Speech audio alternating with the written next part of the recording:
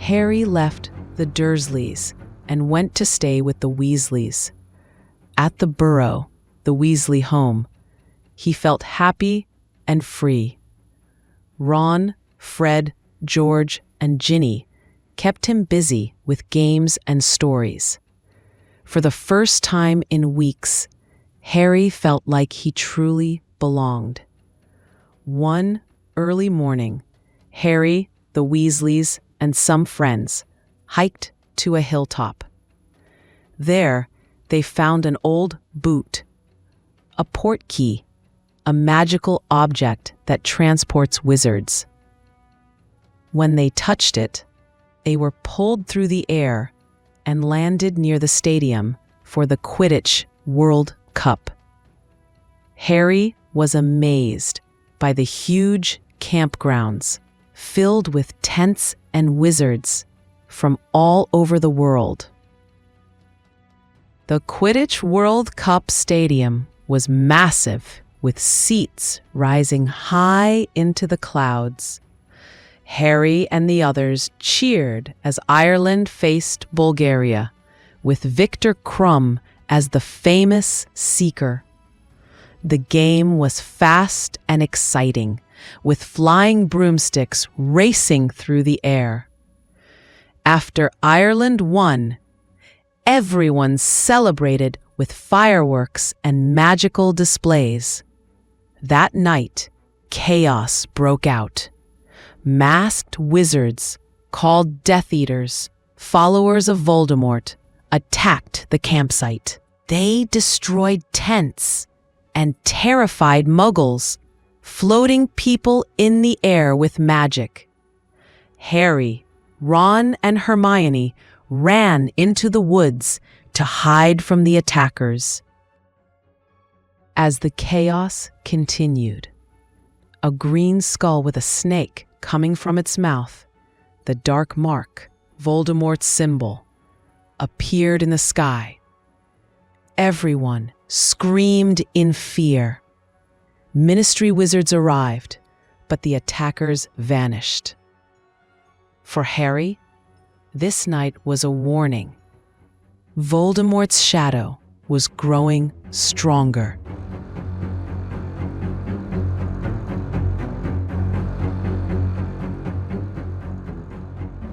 When the students returned to Hogwarts, 2 other schools arrived for a special event. Students from Beauxbatons came in a carriage pulled by winged horses, and Durmstrang students arrived in a magical ship. Everyone gathered in the Great Hall to welcome the visitors. Harry felt curious and excited about the year ahead. Dumbledore announced the Tri-Wizard Tournament, a legendary competition between the 3 schools. Only students aged 17 or older could enter because it was very dangerous. Each school would have 1 champion to face 3 deadly tasks. The excitement filled the castle. In a dramatic ceremony, students placed their names into the Goblet of Fire, a magical cup that chose the champions. The room held its breath as blue flames shot into the air, selecting the chosen ones.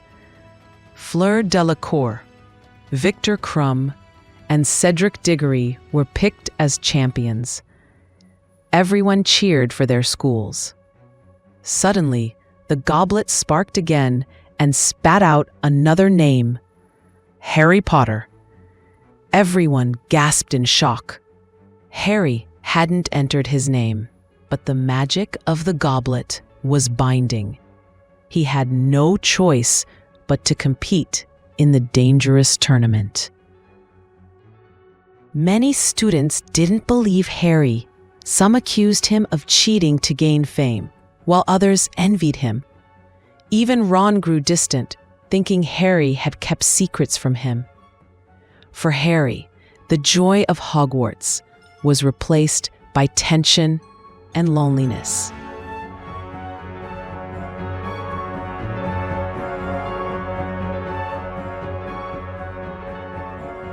Harry discovered the first task would involve dragons.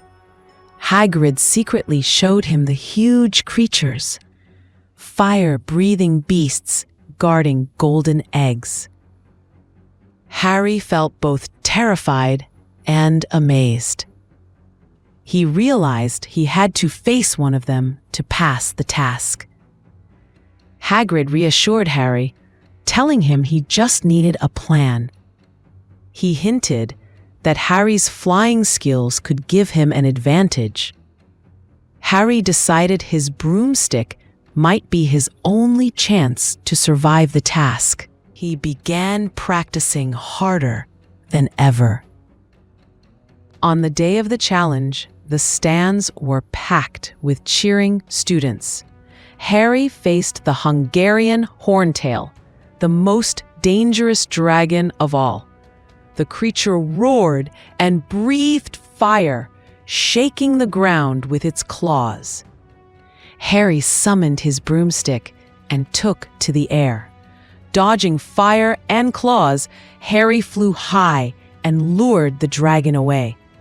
With a quick dive, he snatched the golden egg, the key to the next task. The crowd erupted in cheers as Harry landed safely. Though shaken, he felt proud of his victory. After the task, Harry became a hero to many, but not all were happy. Some students said he was just lucky, and others grew jealous. Ron began to believe Harry might not have cheated after all. Still, the tension at Hogwarts lingered as the next challenge approached.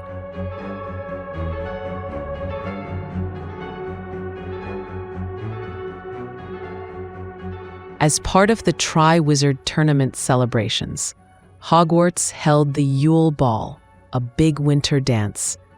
Harry felt nervous asking Cho Chang to the ball, but she was already going with Cedric Diggory.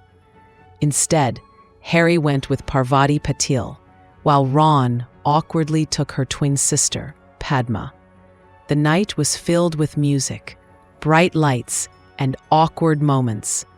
Harry struggled to figure out the clue hidden in the golden egg he had won. With help from Cedric, he learned the egg's scream made sense only underwater. Harry realized the second task would take place in the Black Lake, where he would have to find a way to breathe underwater. The nosy reporter Rita Skeeter wrote more lies in the Daily Prophet. She claimed Harry and Hermione were dating, which made Ron jealous and embarrassed Harry. Hermione grew angry and began searching for a way to stop Rita's spying. Harry and Ron's friendship was still shaky. Ron believed Harry had kept secrets about the tournament and his fame. Though they worked together in class, there was a wall between them, making Harry feel lonelier each day. Harry finally got help from Dobby, the house elf, who gave him gillyweed, a magical plant that would let him grow gills and breathe underwater. On the morning of the second task, Harry stood by the icy Black Lake. His heart pounded as he prepared to dive in and face the unknown.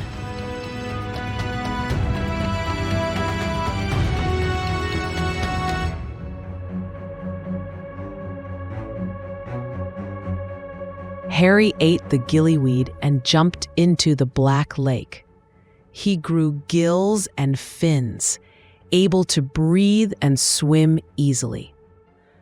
Underwater, he saw merpeople and 4 captives tied up, including Ron and Hermione. Harry saved Ron and also helped Fleur Delacour's little sister, earning respect for his bravery. Although Harry was not supposed to save more than one person, he couldn't leave Fleur's sister behind. The merpeople tried to stop him, but he refused to leave anyone in danger.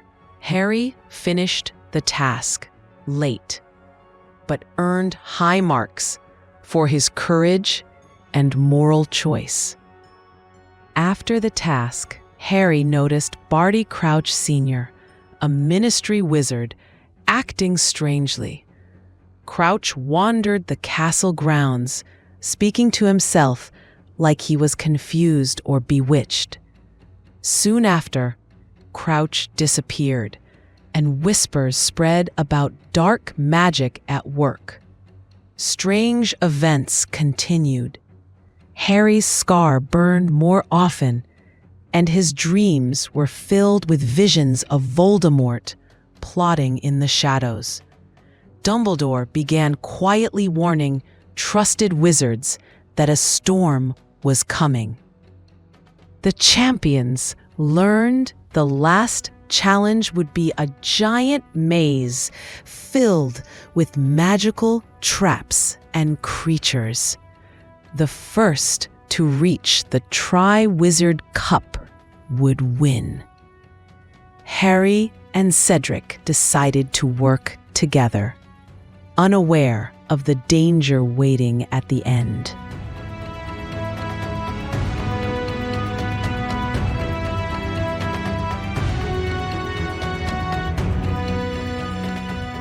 The champions entered the giant maze at night. Tall hedges surrounded them, and magical tracks appeared at every turn. Harry faced cursed creatures and tricky spells while searching for the Tri-Wizard Cup. The air felt heavy, as if something darker than the maze was waiting ahead. Harry and Cedric reached the Tri-Wizard Cup at the same time. They decided to grab it together and share the victory. But when they touched the cup, it turned out to be a portkey, pulling them to a dark, lonely graveyard. Cold mist surrounded them as shadows began to move. In the graveyard, Wormtail Peter Pettigrew appeared and attacked. Cedric was killed instantly. Harry was tied to a headstone and watched as a dark ritual brought Voldemort back to his full body.